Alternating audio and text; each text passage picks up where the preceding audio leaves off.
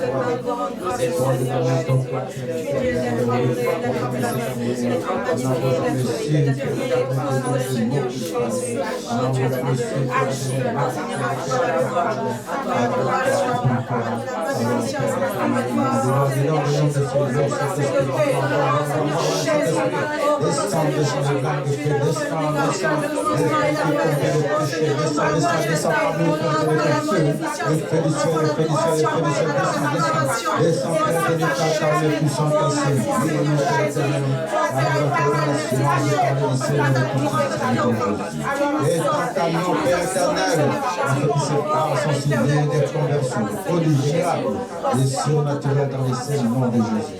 C'est ton surnaturel que nous désirons. Nous rentrons dans ta gloire, rentre dans ta gloire, rentre dans tes paroles.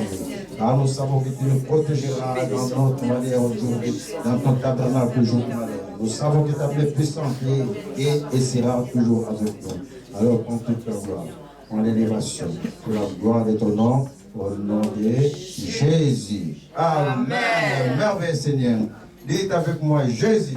Jésus, Mon cœur déborde d'amour pour toi. mon cœur déborde d'amour pour toi. Ah, merveilleux Seigneur. Vous savez qu'il est écrit dans le livre de Matthieu 12, à partir du verset 33, vous dites que l'arbre est bon et que son fruit est bon. Si l'arbre est bon, si la mangue, l'ananas ou l'avocat donne des bons fruits, c'est-à-dire que cet arbre aussi est bon. Depuis sa racine, jusqu'à son tronc, jusqu'à tout son être, cet arbre, ses racines sont plantées dans l'eau.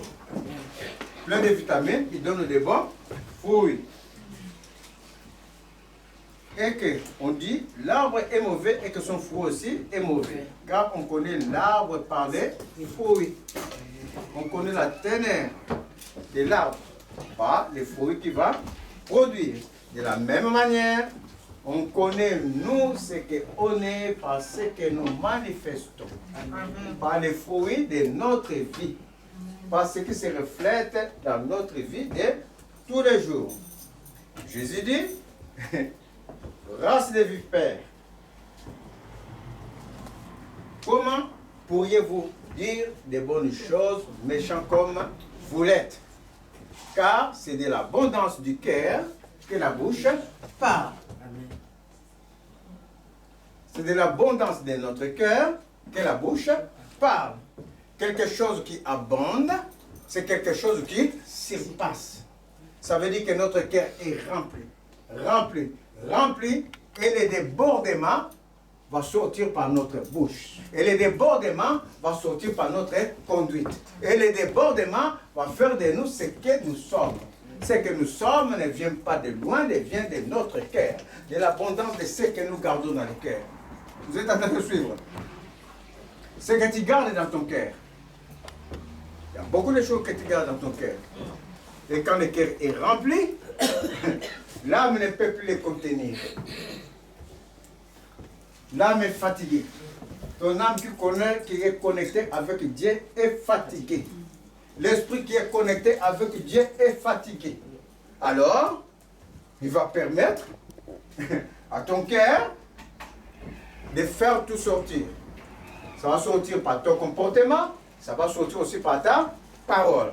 Tout à l'heure, nous avons dit que Jésus, mon cœur, déborde d'amour pour toi.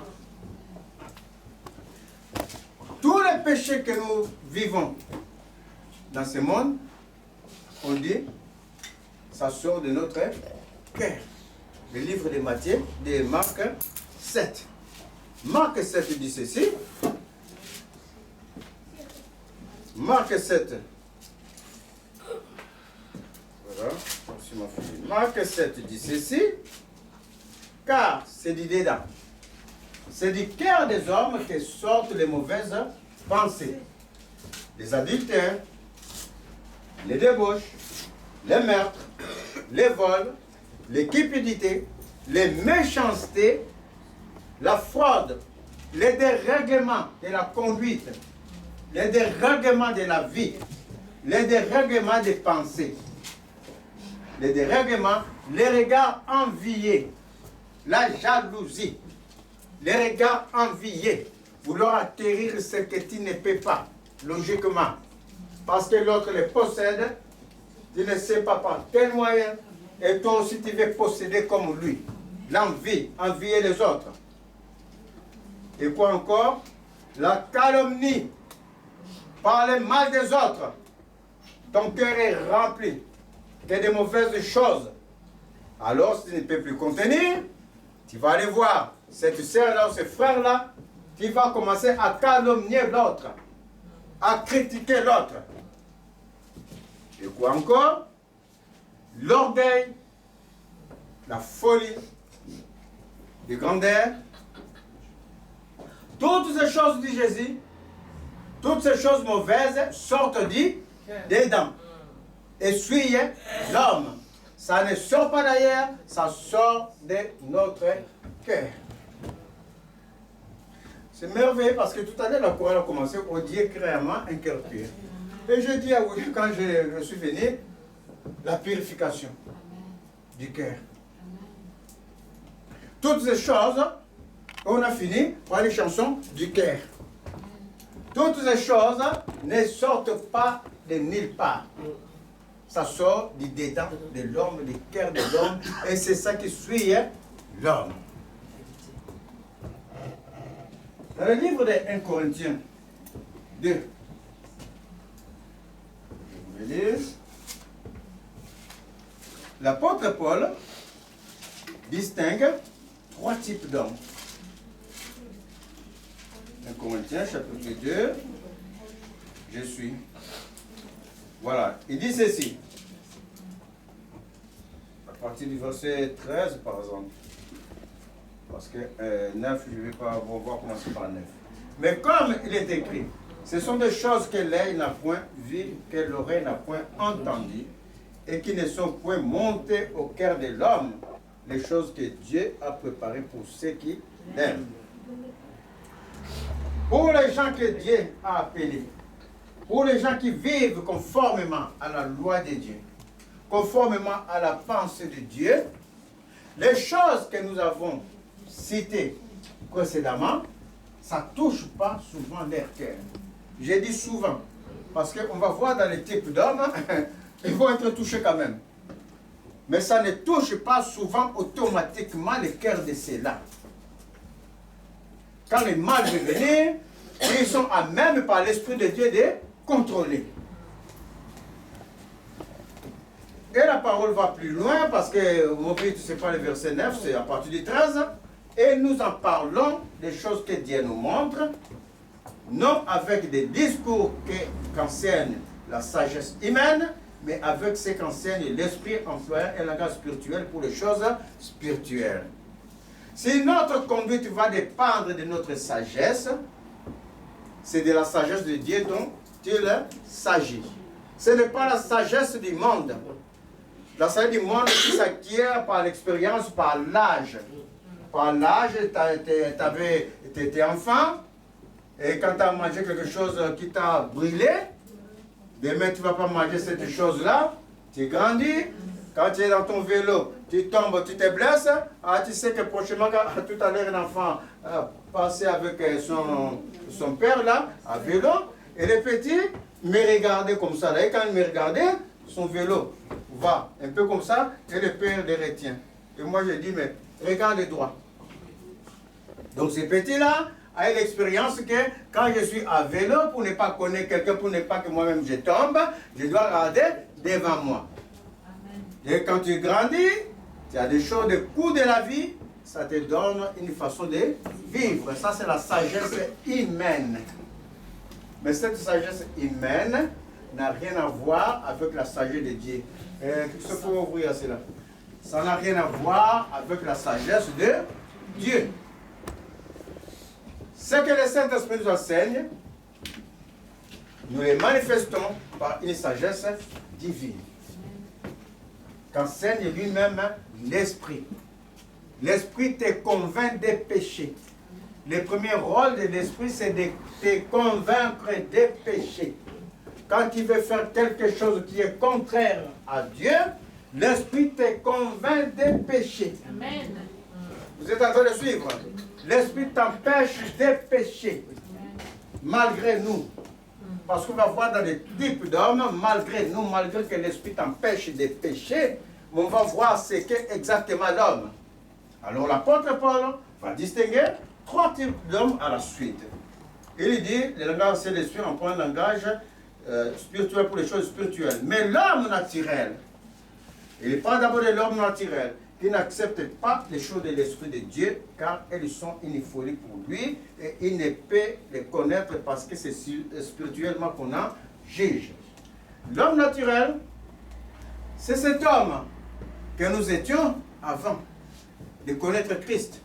C'est cet homme que nous étions avant qu'on commence même à nous amener à l'église, par nos parents, quand nous amenaient à l'église, on était encore l'homme naturel, il n'y avait rien de Dieu. Moi, dans mon adolescence, quand j'allais à l'église, c'est pour aller chercher des filles. Est-ce que vous comprenez? Il n'y avait rien de Dieu en moi. Ça, c'est l'homme naturel. N'a rien à voir avec les choses de Dieu. Et cet homme naturel va plus loin. Si tu lui demandes dans la rue, il va te dire, écoute-moi, Dieu n'agit pas dans ma vie, moi je suis mon propre Dieu. Ça, c'est l'homme naturel.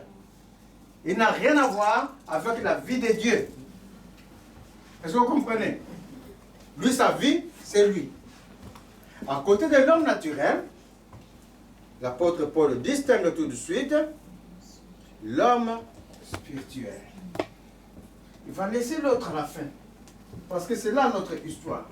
L'homme spirituel, au contraire, juge de tout et il n'est lui-même jugé par personne. Car qui a connu la pensée du Seigneur pour l'instruire? Oh, nous avons la pensée de Christ. L'homme spirituel, c'est celui qui apprend du Saint-Esprit. L'homme spirituel, c'est l'homme surnaturel qui vit en toi, qui sommeille en toi. Cet homme surnaturel, c'est lui qui perçoit l'Esprit de Dieu. Ce n'est pas ta chair, ce n'est pas ta force, ce n'est pas ce que tu veux faire voir. L'homme spirituel, il est caché en toi. Lui, il est en communication directe avec l'Esprit de Dieu. Lui, il apprend de Dieu. Il connaît de Dieu, il voit de Dieu, il entend de Dieu. Amen. Lui, il est l'homme spirituel. Lui, il ne va pas tomber. En aucun cas, il ne peut tomber. Amen. Oh, je suis en train de dire, dites avec moi, il faut que je me situe aujourd'hui. Il faut que je me situe aujourd'hui. Ah, il faut que je vois où je suis. L'homme spirituel, lui, il apprend de Dieu. Il apprend de Dieu. Amen. Il n'apprend pas du monde. Même quand c'est chaotique là, lui, il attend la réponse de son Dieu. Même quand tout le monde soit en train de s'enfuir comme ça, tu vas voir, il y a une personne, il est calme. Il regarde la situation. Il attend ce que Dieu est en train de dire dans son cœur. Avance ou n'avance pas. Fais comme les autres, ne fais pas comme les autres. Et tu vas voir, il tourne son dos, il va par là-bas. Ça, c'est l'homme spirituel. Il apprend de Dieu. Amen. Il juge les choses par la connaissance de Dieu, par la sagesse de Dieu, pas par la sagesse du monde. Des situations qui ne vont pas, ou les situations, on vient te demander conseil, tu vas demander conseil à quelqu'un du monde, parce que toi, abandonne ta femme, abandonne ton mari. Ça, c'est la sagesse du monde. L'homme spirituel, lui, il sait que Dieu a dit, dans la pensée de Dieu, l'homme ne quittera jamais sa femme.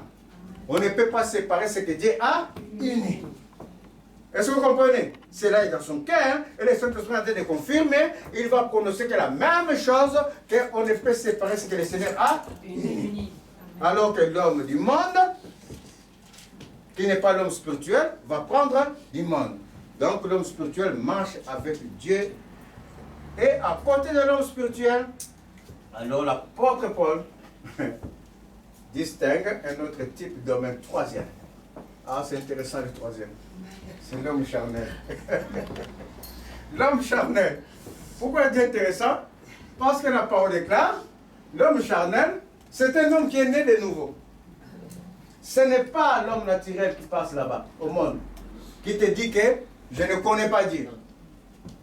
Que moi-même je suis mon propre Dieu. Ce n'est pas cet homme-là. L'homme charnel, c'est l'homme qui est dans la maison comme nous sommes, dans la maison du Père. C'est l'homme qui a accepté Christ. Écoutez bien, c'est l'homme qui a accepté Christ. C'est l'homme qui marche avec Christ. Mais cet homme-là, à la différence de l'homme spirituel, qui lui, il est l'abandon total, qui lui apprend de Dieu, l'homme charnel n'apprend pas de l'esprit. Il marche comme lui, il veut. Mais il est né de nouveau. C'est-à-dire qu'il a donné son cœur à Christ. Et que le Saint-Esprit est en lui. Et que le Saint-Esprit lui parle.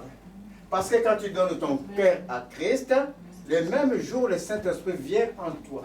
Le même jour, tu es né de nouveau. Qui n'est plus celui qui était avant. Mais l'homme charnel, il est né de nouveau, il a accepté Christ, il vient dans la maison de Dieu. Mais mes chers amis, quand les choses sortent de sa bouche, j'avais dit tout à l'heure, c'est dans l'abondance du cœur que la bouche parle. Quand ça sort de sa bouche, tu es à même de distinguer.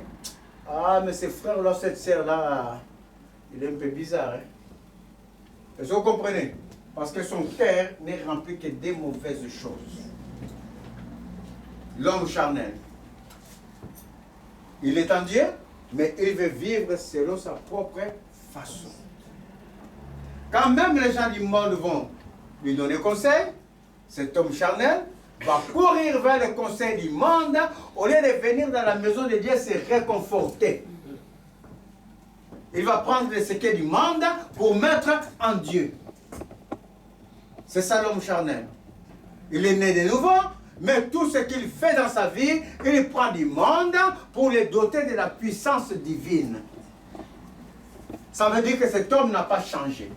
Et l'apôtre Paul a dit dans la communauté des Corinthiens, cette communauté qui était fort en esprit. Il y a une communauté qui était fort en esprit au temps après Jésus, dans l'époque de Paul, c'était les Corinthes. Parce que, comme on veut parler de l'abondance, là où le péché abonde, la grâce de Dieu surabonde. Corinthe était au bord de la mer.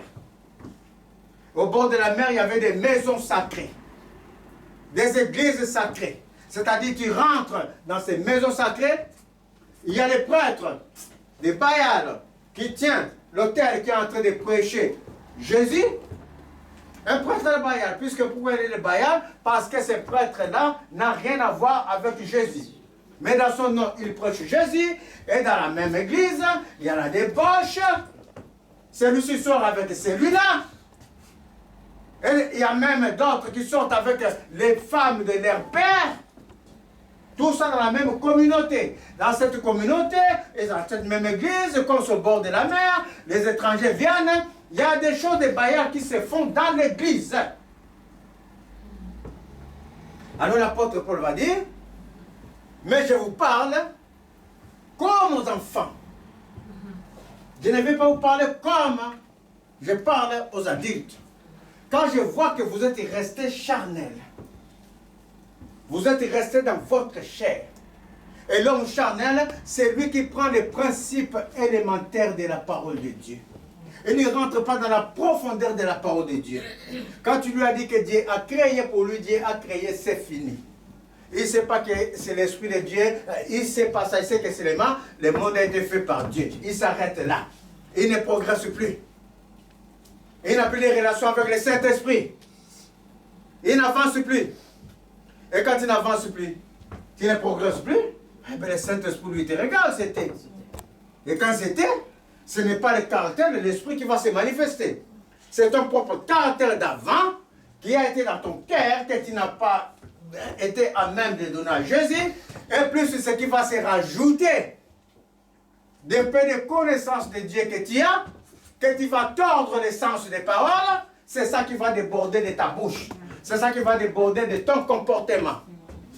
Ça, c'est l'homme charnel. Il est né de nouveau, mais il tord les Écritures parce qu'il ne va pas dans les profondeurs des Écritures. Il prend ce qui lui arrange. Ce qui ne l'arrange pas, il ne les prend pas.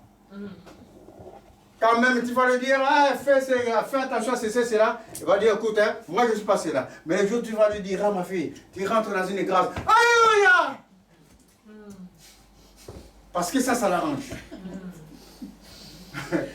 ça l'arrange. Et nos églises sont remplies des hommes charnels. De la même manière, à l'époque de Paul, non seulement il y avait les bandades, chacun s'est proclamé. L'autre dit, je suis de Paul. Il y avait plusieurs prédicateurs à l'église. L'autre dit, non, moi je suis d'Apollos. Tout ça dans la même église. Est-ce que dans l'église, on prêche Paul, on prêche Pierre, on prêche Jacques, on prêche Jésus? Alors l'homme charnel qui n'a pas avancé, qui n'est pas parti dans la profondeur des choses, lui, il est en train de regarder au pasteur qui lui prêche. Au-delà du pasteur, il y a plus grand que moi. Il y a plus grand qui me couvre.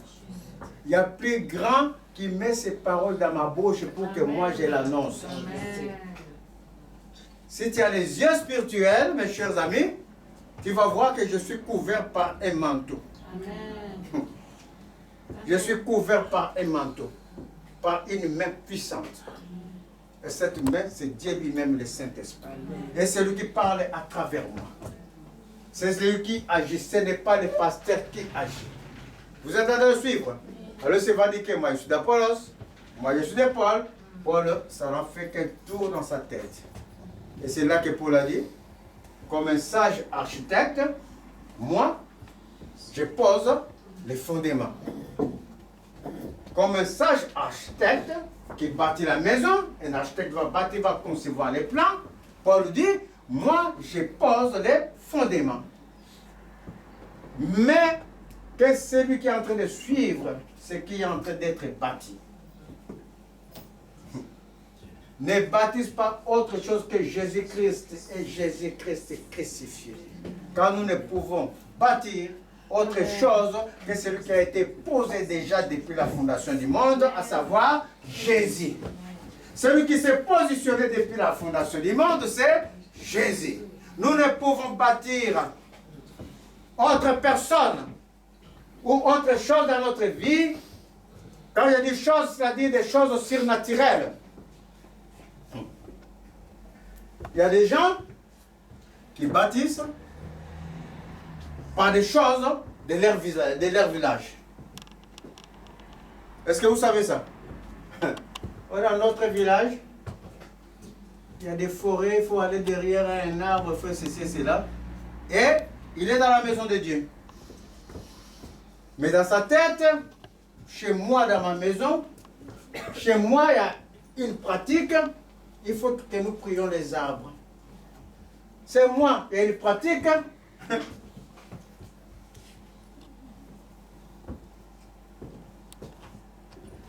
Tel que, merveilleux Seigneur, tel que, il faut faire des imprécations devant les eaux. C'est moi, il y a des pratiques. On nous révèle des choses dans les corps. Et c'est ça qui fait notre force. Tu vas voir la personne avec les chaînettes, remplie des incantations et imprécations. Quelquefois, quand il est dans la rue comme ça, là,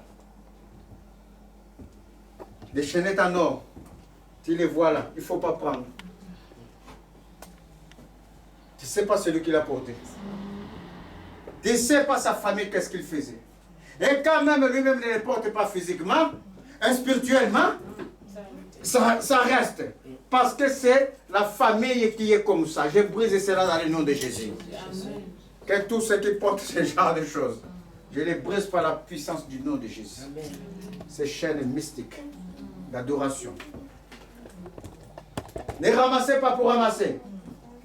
Je vous ai raconté cette histoire un jour, au début de l'église, en 2004. L'église a commencé à peine.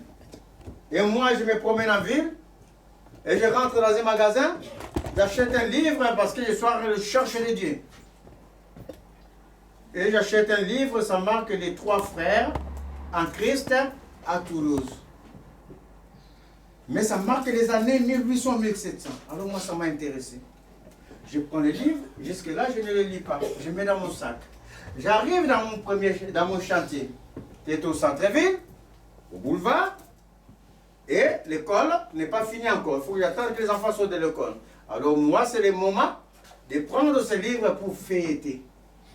Et quand j'ai pris ce livre, j'ai ouvert, mes chers amis, j'ai tremblé. J'ai senti quelque chose, j'ai tremblé. En même temps, j'ai refermé le livre, j'ai mis dans la poubelle. Vous êtes en train de suivre? Ce n'est pas toute chose qu'on prend ou on ramasse. La Bible circule le nom de Jésus est proclamé tout le temps. Si tu ramasses cette Bible dans la rue, mes chers amis, tout ce qui va s'en suivre, c'est le Saint-Esprit qui va venir en toi. Parce que dans cette Bible, il est invoqué le nom de Jésus. Dans cette Bible, Jésus est exalté du haut en bas. Dans cette Bible, celui qui a la Bible, cette Bible dans cette main, son seul souci, c'est d'exalter Jésus. Est-ce que tu comprends? Donc, si tu prends cette Bible, si tu ramasses ma Bible en chemin, mes chers amis, tu auras que le Saint-Esprit. Mais il y a des Bibles aussi, que la personne est là devant Jésus, mais dans cette Bible, la personne n'exalte pas le nom de Jésus. Et si tu prends cette Bible, malgré que le nom de Jésus est marqué, malgré que ce chrétien charnel est assis dans la maison de Dieu, est-ce que vous êtes en train de suivre? Il n'y aura pas le Saint-Esprit en toi. Vous êtes en train de suivre? C'est différent. L'homme charnel, c'est l'homme qui est né de nouveau. Et une petite explication parce qu'on dit né de nouveau. Donc, ce n'est pas ça être né de nouveau. Une nouvelle naissance. Qu'est-ce qui nous donne une nouvelle naissance? On dit Nicodème, il faut naître de nouveau. Il faut être comme un petit enfant qui naît de nouveau. Un petit enfant. Cet enfant-là qui est à côté de sa mère. Cet enfant-là va apprendre de sa mère. Cet enfant-là, quand sa mère dit mange ça, cet enfant mange. Est-ce que vous comprenez? C'est ça, être né de nouveau, dit Jésus à Nicodème, comme un petit enfant qui prend tout de sa mère, de son parent, jusqu'à ce qu'il soit à l'âge adulte. Être né de nouveau, ça veut dire que tu as donné ton ancienne vie à Jésus. Et tu marches en nouveauté de vie comme un enfant qui va apprendre. Un enfant, il apprend de ses parents. Jusqu'à l'âge adulte, il est rempli de ce qu'il a appris. Et le Seigneur lui ajoute d'autres connaissances. Et l'enfant s'est fait homme. Ou femme. Est-ce que vous comprenez? Amen. Mais cet enfant a grandi dans la main de quelqu'un. nous grandissons dans la main de Jésus, comme un petit enfant Nicodème. Comme un petit enfant, il faut grandir en moi. Et Nicodème ne comprend pas. Est-ce que je vais encore rentrer dans le ventre de ma mère? Mais Jésus dit, il faut que tu naisses de nouveau. Une nouvelle naissance. On n'est pas grand. On n'est pas fort. On est petit et on grandit. Même quand tu plantes un arbre qui va être un grand arbre, c'est un grain que tu vas planter.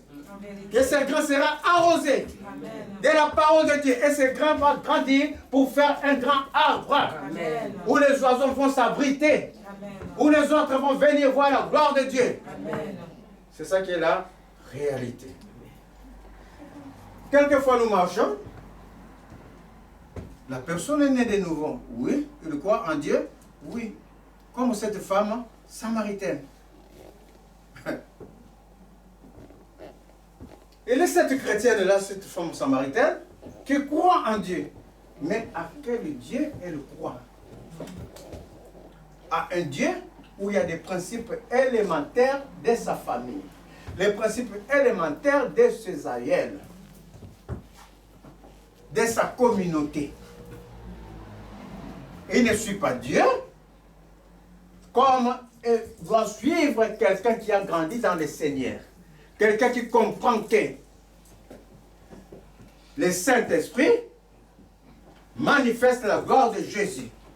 Quelqu'un qui comprend que quand je donne ma vie à Jésus, je m'abandonne aux mains du Saint-Esprit, je ne ferai plus comme mes ancêtres faisaient.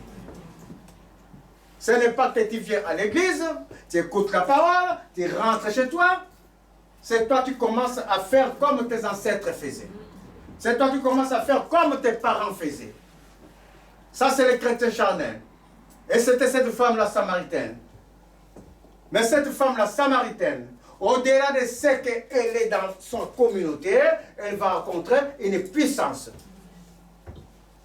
qui va la changer, qui va la faire naître de nouveau. Amen. Pourquoi? Parce que tout ce qu'elle avait comme connaissance, ce jour-là, ça va s'annihiler. Amen. Tout ce qu'elle avait comme malédiction, ça va s'annihiler. Quand tu n'es pas en Jésus, il y a une malédiction qui suit la vie. Quand tu fais comme faisaient tes ancêtres, il y a une malédiction qui sort de là, qui vient dans ta vie. Vous êtes en train de suivre? Cette femme n'avait pas d'homme. Elle est d'homme en homme. Ça, c'est une malédiction. Dieu a créé une femme, pas deux femmes à côté de l'homme. Une seule. C'est l'homme dans son cœur envié qui a commencé à faire ceci et cela. Mais Dieu a créé une seule femme qui est chair de la chair de l'homme et os de ses os. Je ne peux pas avoir plusieurs chairs, plusieurs os en moi. Impossible. Parce que moi je suis une moitié et ma femme est une moitié. Il ne peut pas avoir une moitié et encore une moitié à côté. Ça veut dire que je suis un tripote ou quoi, comment le trois. Tripartie ou quoi, je ne sais pas ce que les mots que vous voulez mettre dedans, mais ça veut dire que je suis trois, je ne suis pas entier. Entier, ça veut dire que un. Amen. Un, ça se forme par deux moitiés, pas par trois moitiés. Donc, quand il y a la débandade dans la vie d'une femme ou dans la vie d'un homme, qui cherche partout, qui va partout d'homme en homme, ou de femme en femme, il y a un dérèglement. Il y a un dérèglement qui vient de loin, qui est familial. Parce que tu ne te conformes pas à la loi de Dieu. Parce que tu n'écoutes pas du Saint-Esprit. Alors que tu es né de nouveau, tu es dans la maison de Dieu. Et comme tu marches comme toi tu désires marcher, cette loi ancestrale va être dans la vie de la personne. Et voici la Samaritaine. Mais ce jour-là, oh, dites avec moi, Dieu a vu mon malheur. Dieu a vu mon malheur. Mes chers amis, Jésus est merveilleux. Il est merveilleux, il n'abandonne jamais ses enfants impossibles. Wow. Ça, je peux vous assurer que Jésus ne peut pas nous abandonner, ma fille. Même quand tu grandis dans ta jeunesse, mais à partir du moment que Dieu t'a choisi, quand tu vas te remémorer les choses de la jeunesse, tu vas voir que Dieu te protégeait toujours. Il y a beaucoup de choses que tu ne faisais pas. Et tes amis les faisaient, mais toi Dieu t'écartait toujours, parce que tu es le choix de Dieu. Amen. C'est le choix de Dieu. Ça, c'est une chose excellente. Alors, cette femme samaritaine, Dieu va avoir pitié d'elle parce que ce n'est pas sa faute. Un jour, j'étais à Esquiro, c'était un dimanche. Je vais rentrer rapidement pour aller au culte. Et je suis allé à l'école où j'ai travaillé là, le matin, pour ouvrir à quelqu'un pour laisser au travail. Moi, je rentre rapidement. Et c'était 6h, 7h du matin. Et je prends par Esquirol, je vois une femme qui fait les stops comme ça là. Une femme noire. Moi, je dis quoi, mais je vais à l'hôpital là, teinturier. Si tu peux me déposer à pas de bus. Moi, je dis, rentre. Et quand je rentre, puisque moi j'ai fait mon culte, je suis en train de prêcher la parole à la femme. Et la femme est en train de me dire que l'esprit de sa mère est en train de lui parler. Pour ne pas écouter. La femme marche avec l'esprit de sa mère. Qui n'est pas sa mère, mais qui est un démon. Vous êtes en train de suivre? Mais comme dans sa mentalité, comme dans ce qu'elle a appris depuis son enfance, qu'un mort peut parler. Mes chers amis, un mort ne peut pas te parler. Est-ce que vous comprenez? Moi, j'étais le plus aimé de ma famille.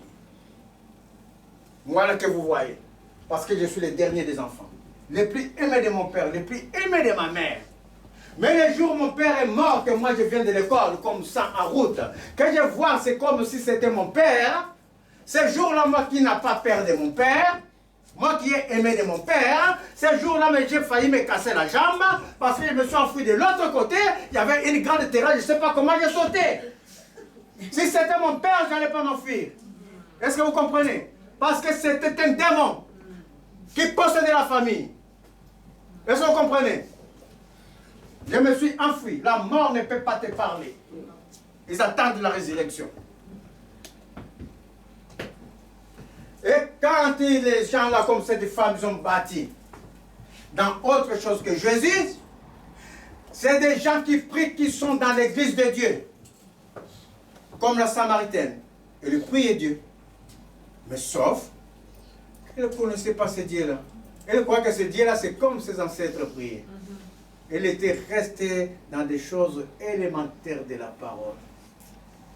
Que fait ceci des ablutions, fais ceci et cela, tu ne progresses pas. Tu fais ça nuit et jour. Va puiser dans le puits que notre père Jacob avait creusé. Parce que si tu vas puiser dans l'autre puits là-bas, il est souillé. Est-ce que tu comprends?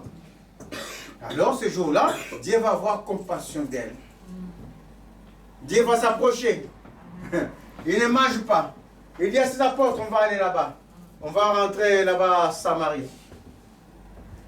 Eh, les apôtres, mais toi aussi Seigneur, tu sais bien que même la dernière fois, on ne sait même pas comment tu as disparu. Les pharisiens voulaient prendre ta vie. Et tout d'un coup, pas, Jésus disparaît de leurs mains. On sent pour les passer. Et là, tu vas rentrer encore dans Samarie. Tu sais notre relation avec les Samaritains. C'est des idolâtres. C'est des gens qui ne croient pas en Dieu. C'est des gens qui croient à leur force, à leur intelligence, qui croient à leur famille, qui croient à des rites familiales. C'est des gens quand même, Seigneur, tu vas l'amener dans ta maison, mais quand il va rentrer chez elle, au Seigneur, il va allumer une bougie rouge. Vous êtes en train de suivre.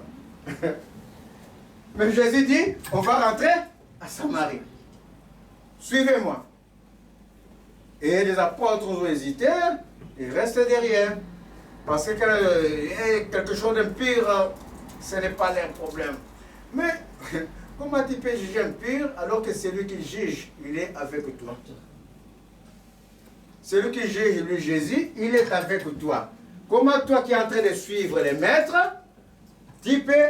Tu vois que les apôtres, nous avons commencé charnel. Est-ce que vous voyez? Bien charnel même au départ. Les maîtres avancent, lui n'avance pas avec les maîtres. Lui, il a fait déjà son jugement. Que cette personne ne mérite pas Dieu. Alors Jésus le laisse, il avance. Finalement, on ne sait pas ce qu'il leur a appris. On va quand même aller voir où on est le maître. Et le maître parle avec cette Samaritaine, cette impure.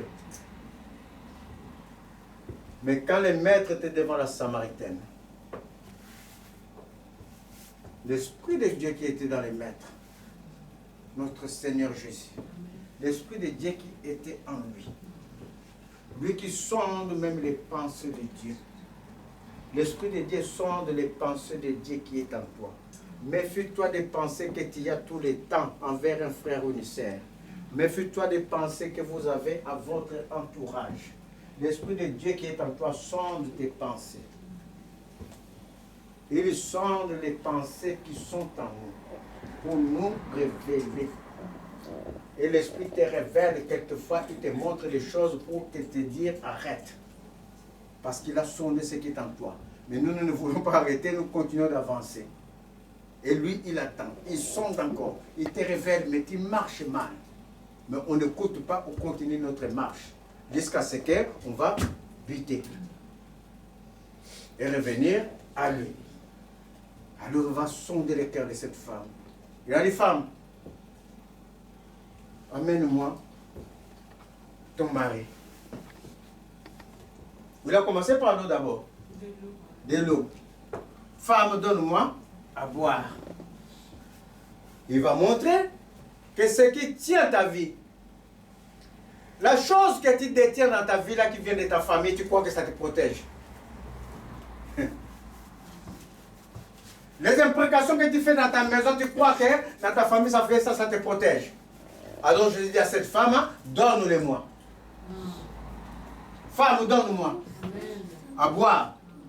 L'eau qui vient du puits de ton ancêtre Jacob. Je vais te montrer que cette eau-là, je vais te montrer ce que tu détiens dans ta famille, ce n'est pas ça qui te sauve.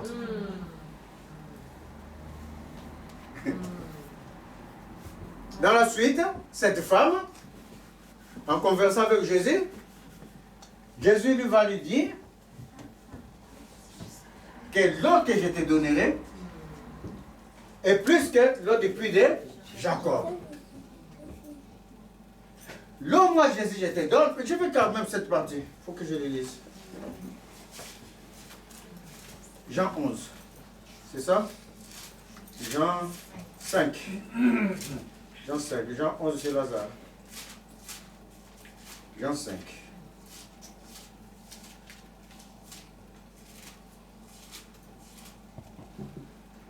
Alors, je suis. Pourquoi Jean 5? Il y a une fête de Dieu, c'est Jean 4. Voilà, c'est Jean 4. Jésus et la Samaritaine. Comme il fallait qu'il passe par Samarie, il arriva dans une ville de Samarie nommée Sichar, près du champ que Jacob avait donné à Joseph, son fils. Là se trouvait le puits de Jacob. Jésus, fatigué du voyage, était assis au bord du puits. C'était environ la 6e heure. Et une femme de Samarie vint puiser de l'eau. Jésus lui dit, donne-moi à boire. Car ses disciples étaient allés à la ville pour acheter des vivres. La femme samaritaine lui dit, comment toi qui es juif, me demandes-tu à boire à moi qui suis une samaritaine? Car les juifs, en effet, n'ont pas de relation avec les samaritains. Jésus lui répondit, si tu connaissais les dons de Dieu et qui est celui qui te dit donne-moi à boire, tu lui aurais donné toi-même à boire, demandé à boire et il t'aurait donné de l'eau vive. Amen. Quand cette femme a dit que comment toi, un juif, tu peux me demander de l'eau à moi, un samaritain, Jésus dit, si tu connaissais les dons de celui qui te demande à boire, c'est toi plutôt, femme, qui me demanderait de te donner de l'eau à boire. Amen. Qui est plus que l'eau que tu bois, qui est plus que tes imprécations de famille, qui est plus que ce que tu crois être dans ta vie. Car l'eau que je te donnerai, c'est de l'eau vive, une eau vivante. Une eau de puits, elle est morte. Mais l'eau de Jésus, elle est vivante, c'est de l'eau vive, pétillante. De l'eau pétillante, ce n'est pas de l'eau plate. Je te donnerai de l'eau pétillante qui vit. Qui va vivre dans ta vie. Qui va changer ta vie. Quand cette eau-là, c'est le Saint-Esprit qui change la vie. Et cette femme va dire, mais quoi? Quand je t'entends parler, J'entends parler un prophète. Est-il un prophète? Jésus lui dit d'abord, je crois, femme, va venir et le plus grand de notre père Jacob, qui nous a donné à boire. Voilà, la femme lui demande, es-tu plus grand que notre père Jacob qui nous a donné ses puits et qui en a bu lui-même, ainsi que ses fils et ses troupeaux? Es-tu plus grand? Toi qui me prêches la parole, toi qui me prêches Jésus, est-ce que Jésus là que tu me prêches, est-ce qu'il est plus grand que les choses qui se faisaient dans ma famille, que j'ai hérité de ma famille, les choses qui rehaussaient ma famille? C'est ça la réponse de la femme. Et Jésus lui dit, Jésus lui répondit, quiconque boit de cette eau aura encore soif. Même si tu fais des imprécations, même si tu fais des incantations, même si tu appelles tes aïeux, même si tu revendiques ce que les ancêtres t'ont donné, cela ne va pas te sauver. Mais celui qui boira de l'eau que je lui donnerai, moi, n'aura jamais soif, et l'eau que je lui donnerai deviendra en lui une source d'eau qui jaillira jusque dans la vie éternelle. Alors ces paroles-là, elle n'a jamais entendu ce genre de paroles, cette femme. Tu sais, les paroles de Dieu viennent avec une sagesse, avec une puissance, que même si tu entends, on te dit que là-bas on parle de Dieu, mais tu vas comme ça, ton cœur est sec. Tu n'apprends pas. Ça rentre si ça sort. Et ton cœur me met dans le jugement. Ça c'est quelle parole, c'est quelle église? Mais là, quand Jésus a parlé, quand le Saint-Esprit a parlé, le cœur de la femme a vu la différence et dit ça c'est Dieu. Ça c'est la parole de Dieu qui est en train d'être annoncée et les différences. J'ai entendu cette parole, mais dans la bouche de ce monsieur, cette parole est différente. Est-ce que tu comprends? J'ai entendu des pasteurs dire ça, mais dans la bouche de ces pasteurs, la parole est bien différente. Il y a quelque chose qui se passe. Je dis qu'il y a quelque chose qui va se passer. Et cette femme dit comme ça, Seigneur, donne-moi de cette eau afin que je n'ai plus soif et que je ne vienne plus puiser ici. Je suis fatigué. Je suis dans les cercles vicieux. Quand les pasteurs prient pour moi, oh, je loigne l'esprit des nuits. Et la nuit là même, je vais rêver encore de plus belle. La personne va rêver de plus belle. Est-ce que vous comprenez? La personne va rêver encore de plus belle. Alors que toute la semaine, elle reste avec le pasteur, jeûne et prière. Et ça va, le pasteur demande à chaque soir, comment tu vas? Ah, mais ça continue. Quand ça continue, la personne ne se met pas en question. Est-ce que quand je finis avec le pasteur, est-ce que quand je rentre chez moi, comment je prie? Comment je prie quand je rentre chez moi? L'histoire n'est pas ici. L'histoire, c'est quand je rentre chez moi. Quand je sors de l'église, comment je vais vivre? Comment je vais prier? C'est ça l'histoire. Et ta façon de prier va déterminer l'esprit qui sera en toi. C'est sa façon de prier et d'exalter Jésus, d'élever Jésus. Mes chers amis, même quand tu vas dormir, que tu ne pries pas, le sang de Jésus va te couvrir. Amen. Le nom de Jésus va sortir de ta bouche pendant ton sommeil, amen, contre tes ennemis. Amen. Mais si pendant ce temps que tu sors de l'église, c'est toi qui fais, c'est pas mal ce que tu fais, ce que ta famille faisait, eh bien, quand tu vas dormir, est-ce que le Saint-Esprit va venir te protéger? Non. C'est ce que tu faisais, c'est ce que tu affectionnes qui va revenir en toi. Et la femme dit à Jésus, Jésus lui dit comme ça, quand la femme commence à ouvrir le cœur, donne-moi cette eau parce que je suis fatigué. Si ton nom peut guérir, si l'eau que tu vas me donner peut m'enlever la soif, Seigneur, pourquoi pas comme ça, ne viens plus ici, puiser de l'eau. Alors, Jésus lui dit, va appeler ton mari. Il va ouvrir les yeux de la femme assise, la malédiction qui était en elle. Une malédiction familiale. Les choses de la famille amènent une malédiction dans la vie. Les mauvaises choses de la famille amènent une malédiction dans la vie. Alors Jésus va lui ouvrir les yeux. Il va dire, femme, amène-moi ton mari. Alors la femme va dire, je n'ai point de mari.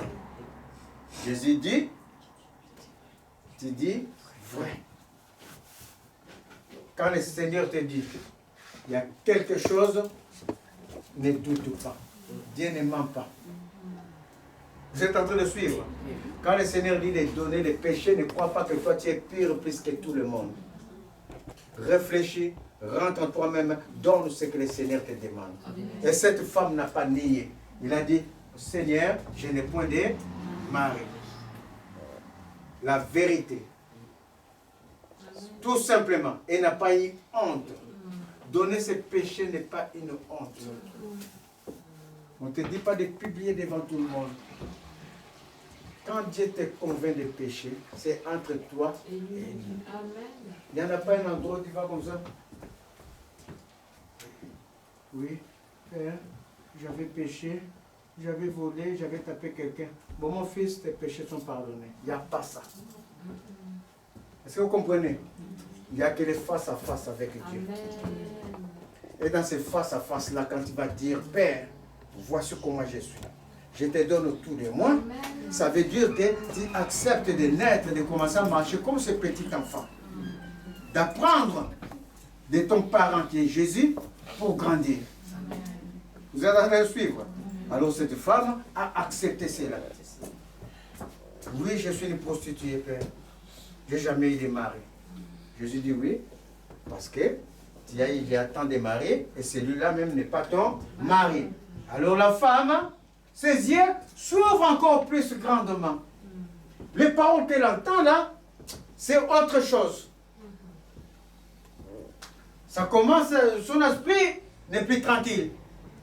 Alors cette femme va dire, mais est-ce que es-tu le prophète? Parce que ces paroles comme ça, il n'y a que Dieu qui peut parler comme ça dans mon cœur. Il n'y a que Jésus qui par son sang peut parler comme ça dans mon cœur. Si le sang de Jésus n'a pas parlé dans ton cœur, il y a un problème. Je suis en train de dire. Si le sang qu'on a fêté ce dimanche-là, la puissance de la mort et de la résurrection de Jésus n'a pas parlé dans ton cœur, il y a un problème, je suis en train de dire. Et cette femme dit, il n'y a qu'un prophète qui peut parler comme ça. Et tu, c'est le prophète qu'on attend. Est-ce que vous voyez que cette femme priait Dieu? Est-ce que vous voyez qu'elle priait Dieu? Si tu es, est-ce que tu es ce prophète que nous attendons? L'espérance que le Messie va descendre. Le Messie viendra. Donc, dans l'espérance que nous sommes dans la maison de Dieu, Jésus reviendra. Amen. Amen. Quel jour terrible. Jésus reviendra. Amen. Mais pendant ce temps, nous sommes dans des rites. Pendant ce temps, l'abondance du cœur, c'est que nous gardons des mauvais en train de parler. Mais nous savons que Jésus reviendra. On donne même des conseils. On dit même, hein, on aura des surprises, beaucoup auront des surprises. Mais toi-même, tu t'es tâté. Est-ce que surprise, c'est que pour les autres? Elle priait. Elle savait que Dieu, son fils va venir, le Messie va venir. Et tu sais, Messie, Jésus lui dit, je le suis. L'Esprit de Dieu, il est merveilleux. Il est avec moi, le Saint-Esprit, il est merveilleux. Lorsque tu rencontres un homme comme ça dans la rue, et cet homme te dit que celui que tu attends là, je le suis. Si Dieu ne te convainc pas, tu vas me te bagarrer avec le monsieur. Tu vas se dire, mais qu'est-ce que tu crois toi? Parce que tu es juif, hein, tu te bagarres avec eux. Mais la femme, tout de suite, l'Esprit de Dieu l'a convaincu de péché. Il savait que celui qui avait de lui parler, c'est celui-là. Personne ne lui a dit. Et il savait par le Saint-Esprit que c'est lui-là. Alors cette femme va courir dans la ville. Cette femme va devenir presque folle. Elle va courir dans la ville. Elle qui s'est cachée, qui partait tous les matins prier sous les arbres. Tous les matins prier sous l'eau, devant l'eau. Puiser de l'eau, prendre la puissance des ancêtres. Et se cacher des gens parce que tout le monde allait dans cette eau que Jacob a planté ses filles pour aller prendre. Parce que si je puise dans cette eau, comme Jacob a marché avec Dieu, comme Jacob a été élu de Dieu, moi aussi je vais être en Dieu. Donc elle ne pouvait pas partir avec les gens parce qu'elle était prostituée, rejetée dans la société. Mais ce jour-là, Cette femme n'a plus honte de sa vie. Elle a fini de donner sa vie au Seigneur. Elle a fini de dire, Seigneur, je suis prostituée. Seigneur, je faisais des mauvais rites.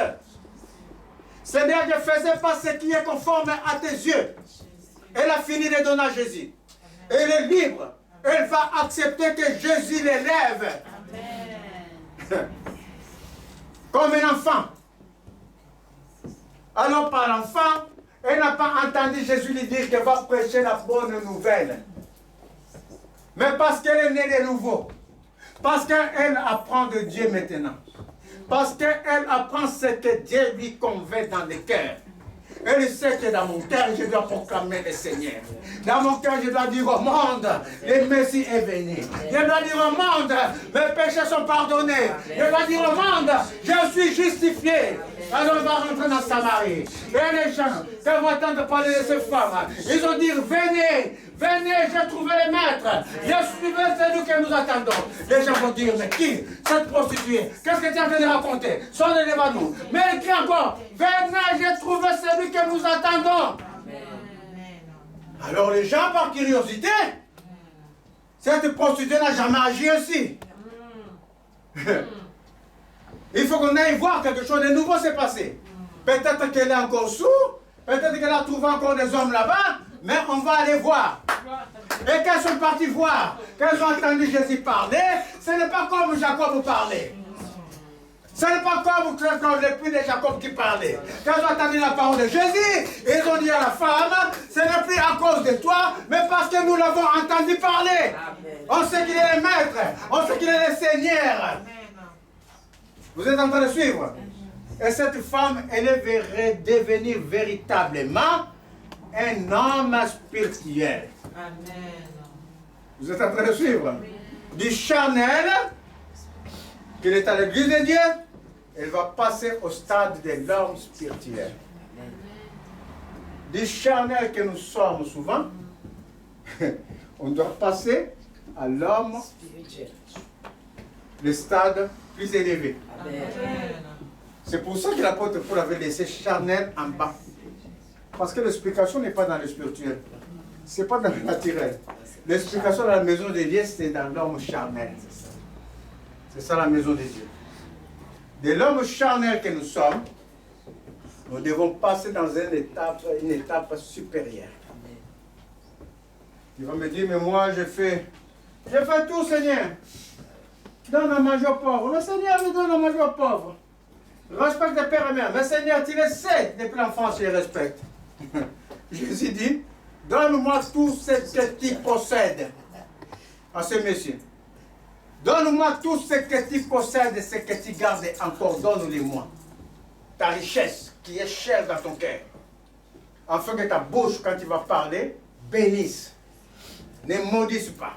Afin que ta bouche, quand tu vas parler, soit une bouche de paix. C'est l'abondance de ton cœur que ta bouche va parler. C'est l'abondance de ton cœur que ta conduite va se faire voir. Afin que ta conduite dans la rue, que tu gagnes les gens, pas par la parole, mais par ta conduite. Parce que c'est ce qui abonde en toi. Quand tu dis que mon cœur t'aime au débordement. Ça veut dire qu'il y a beaucoup d'amour pour Jésus et ça déborde. Et les gens sont en train de le voir dans ta vie. Est-ce que tu comprends? Les gens sont en train de le voir dans ta vie. Sans parler, tu vas gagner les âmes. Sans parler, tu vas amener les gens à Jésus. C'est de l'abondance du cœur que la bouche parle. Notre cœur doit être purifié. Tout ce qui suit l'homme vient du détente de nous. Tout ce qui suit l'homme de Dieu, les chrétiens qui sont dans la maison de Dieu, c'est ce qui vient du détente de nous. Dispute dans la famille, ou quoi que ce soit, parce que tu as gardé des rancunes. Ça suit ton cœur et ça va sortir au débordement. Vous êtes en train de suivre? C'est ça qui est l'histoire. C'est ça qui est l'histoire. Insulter l'autre. Parce que tu as toujours médité, mais je suis là. Attends. Prochainement, on va voir quelqu'un parler encore. Et ça va déborder. L'abondance, ça veut dire que c'est rempli et ça va déborder. Amen. Mais la parole déclare, là où les péchés abondent, la grâce de Dieu surabonde. Je lève la grâce de Dieu. Vous tenez juste votre cœur là.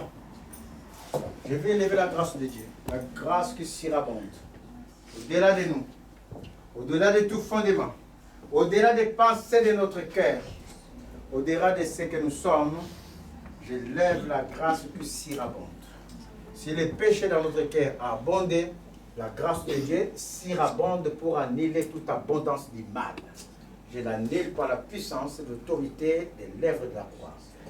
Et je rêve en nous les boucliers de la foi. Revêtez ces boucliers au nom de Jésus. De la même manière que le Seigneur nous a revêtu des casques du salut la dernière fois, aujourd'hui nous avons revêtu des boucliers qui couvrent les troncs, qui couvrent le cœur. C'est le bouclier de la foi. Et ce bouclier, c'est la parole véritable de Dieu. Qui annule tout trait du malheur. Revêtez ces boucliers au nom de Jésus. Revêtez-les. Revêtez-les par la puissance du Saint-Esprit. Saint-Esprit, élève ta gloire. Saint-Esprit, élève ta gloire. Toi qui agis dans les surnaturels. Toi qui manifestes une puissance surnaturelle. Que chacun des Pères éternels, celui qui te donne présentement le cœur. Celui qui croit en toi, celui qui a écouté comme cette Samaritaine. Que lui révèle ce bouclier par la puissance du nom de Jésus. Afin que ce bouclier vous protège contre tout trait du malin pour la gloire du nom de Jésus. Amen. Merveilleux Seigneur, soyez béni. Amen. Merveilleux Seigneur.